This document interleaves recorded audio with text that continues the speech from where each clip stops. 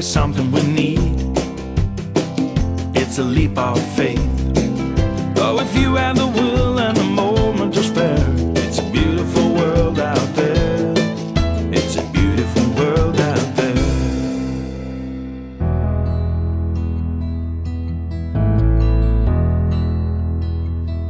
I've been lying here for too long. I don't know what else to do. I wanna get away from every little thing just to try to make it through.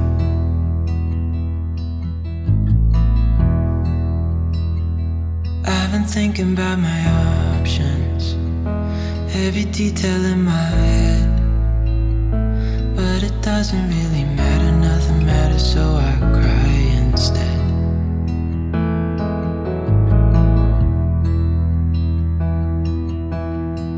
I've been running circles, trying to catch my breath. I've been trying everything I can, but I ain't got nothing left.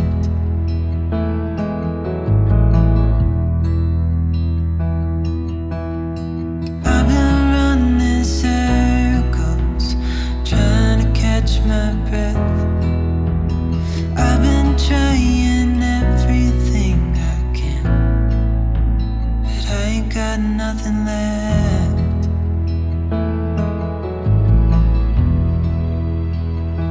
I've been staring at the ceiling, I've been staying up all night. Everything I ever worked for vanished in the blink of an eye.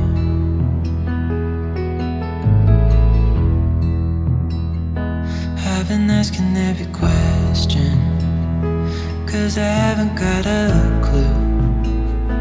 Why's it gotta be me? What the hell am I supposed to do?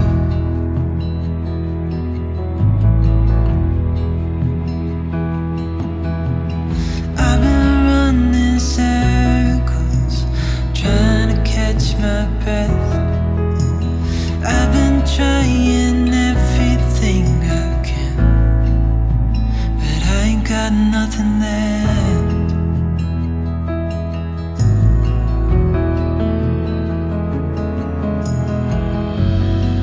And I know there's so much more to this life,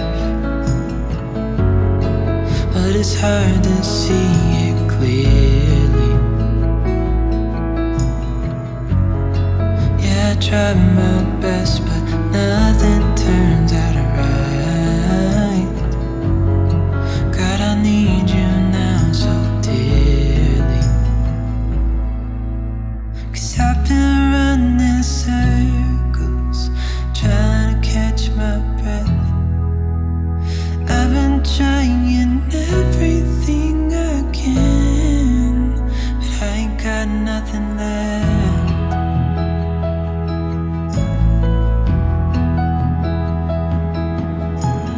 I've been running circles, trying to catch my breath. I've been trying everything I can. I ain't got nothing left.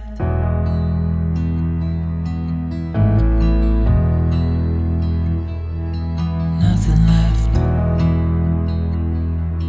Nothing left.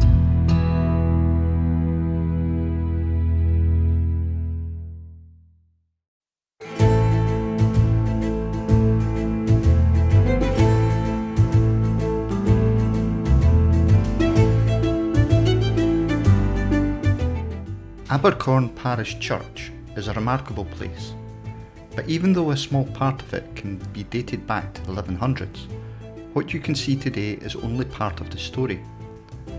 There are clues to an even longer history in the collection of stones on view in the excellent Abercorn Museum, just inside the churchyard gates.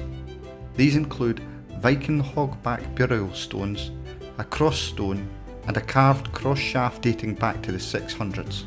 The site of Abercorn Parish Church has been sacred ground since St Ninian visited during a mission to the Picts in the late 400s. Before long, his followers had established a church here, perhaps the earliest in this part of Scotland, and by the late 600s the Northumbrians established Abercorn as a seat of one of their 4 bishops, the others residing in York, Hexham and Lindisfarne. The bishop of the day, Bishop Trumwyn, fled with his monks to Whitby after the Picts defeated the Northumbrians at the Battle of Necknarsmere in the year 685. It seems likely that the small church, whose blocked up door remains on view in the south wall of Abercorn Parish Church, was built on the site of the church or chapel serving the Northumbrian monastery, and this in turn could have been a development of the original church built here by the followers of St Ninian. As a result, today's church has a remarkable sense of continuity that goes back 1500 years or more.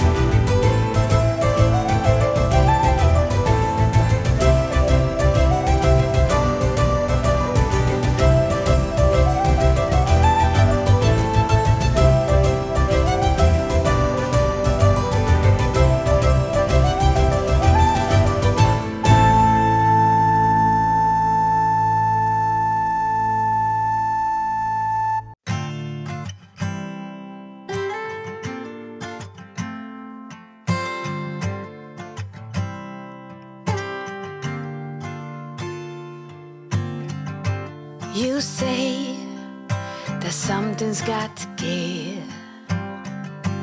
You say it's one way to live. Yet you sit and wait for better days. I think we must push through the gray. Hold me closer than the wind. Let me be the orchid. Have me the orchids. Oh, earth spins, seeds grow and people go. Your stings end to start again. And we're not different, you and me. Oh, that's the charm, not the harm. Baby, I believe. Oh, hold me closer than the wind. Let me be the orchid. Oh, have me every second end. We'll be the orchids.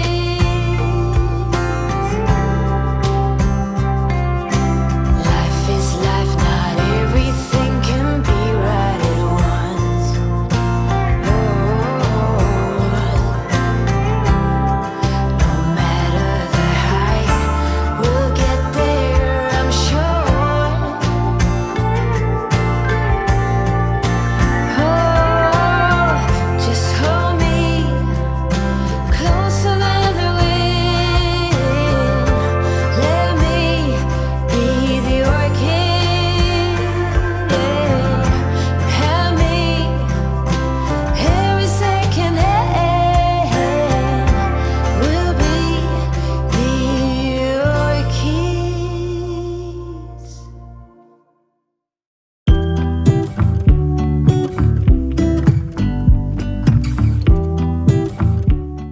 Blackness Castle looks across the River Forth to the naval dockyards at Rosyth and along it to the Forth Rail and 2 road bridges. The castle is first mentioned in 1449, although there has been a port at nearby Blackness serving the royal borough of Linlithgow since the 13th century.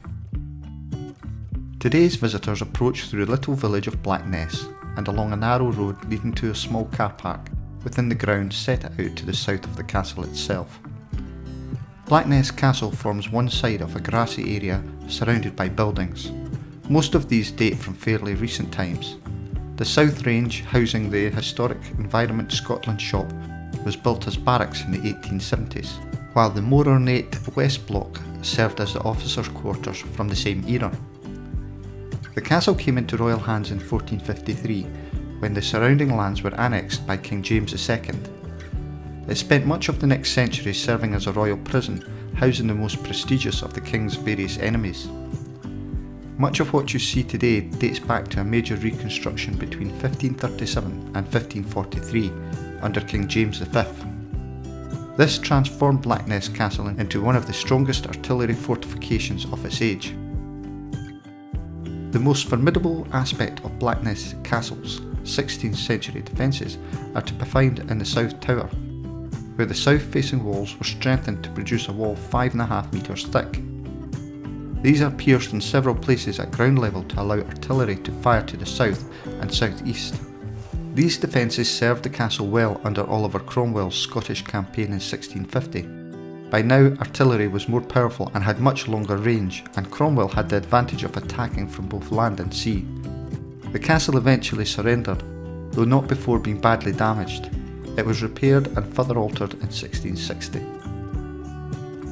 In the movie of 2018, Mary Queen of Scots, starring Margot Robbie, Blackness Castle featured as the Palace of Holyrood House, the place where she married Lord Darnley and where her secretary and good friend David Rizzio was murdered.